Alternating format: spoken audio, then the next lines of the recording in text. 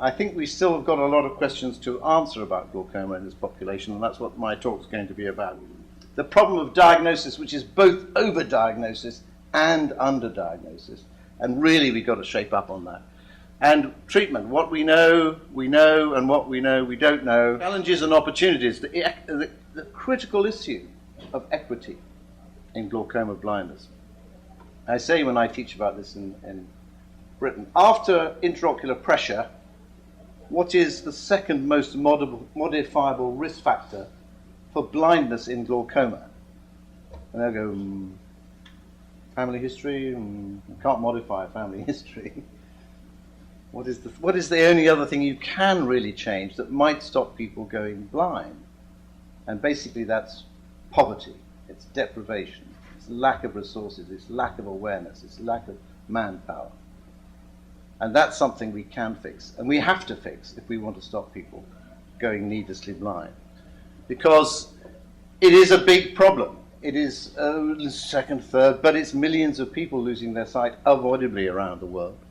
It is the commonest cause of irreversible blindness, and a form of blindness that is treatable. We can stop it happening. We know that now. And let's just remember that the impact of sight loss in glaucoma is very much more severe than many of the other causes of so-called blindness, such as uncorrected refractive error is, of course, a very severe disability, but it's nothing like the sort of sight loss that you get from advanced glaucoma. It's a very similar, almost complete loss of sight that you get in advanced diabetic eye disease and retinal detachment. It is a recognized disease, and public health people here, it is a recognized disease of sufficient prevalence to warrant as a significant public health problem. Is it recognized as such anywhere in the world? You've got it on your priority list, but we've got to get the public health officials in the ministries to realize that that's what it is. What is it definition-wise? This is glaucoma is complicated. This is one of our problems. A progressive, right? The part of the critical component of the definition of the disease is something that gets worse over time. Because you can have things that look like glaucoma, but they don't get worse, and so they're not glaucoma. Bilateral, it affects both eyes. Structural and functional decline of the optic nerve, without any observable other cause for it. That makes it primary as opposed to secondary. For which, and without any observable obstruction to outflow of intraocular fluid. In other words, this is why it's open angle as opposed to closed angle. That's what it means, open angle as opposed to closed angle. For which intraocular pressure is the main, and apart from poverty, the only modifiable risk factor for which there is no other secondary cause, as I've already explained. It's a bit complicated, but in fact, primary open-angle glaucoma is almost defined by what it is not. It is not a closed angle, it is no other secondary cause. It's just progressive loss of function and structure of the nerve. And for years, this misunderstanding that it's all about pressure damaging the optic nerve has prevailed. But actually what it is about the optic nerve being vulnerable to the effects of pressure. And when the pressure is high enough, everybody's optic nerve is affected.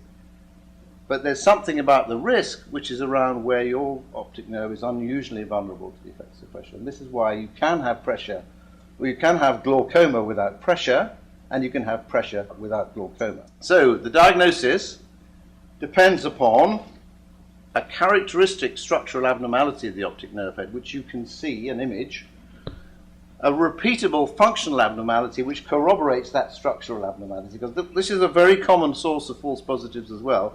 The optic nerve looks like glaucoma, but it ain't, because it functions normally.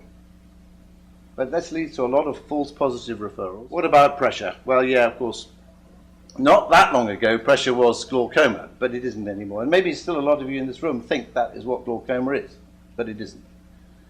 The over-reliance of this misunderstanding is probably led to even more false positive referrals than anything else.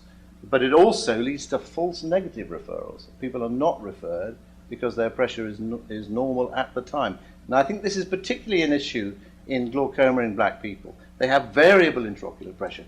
They have pressure which goes all over the place. Sometimes it's high and sometimes it's low. Contact tonometry is the way we in Britain have said it has to be measured.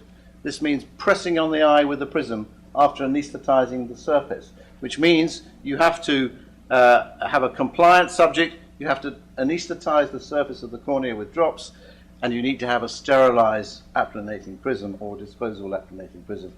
You know, the non-contact techniques are therefore preferred by paramedical people, optometrists in particular, but they are more unreliable because they are more variable.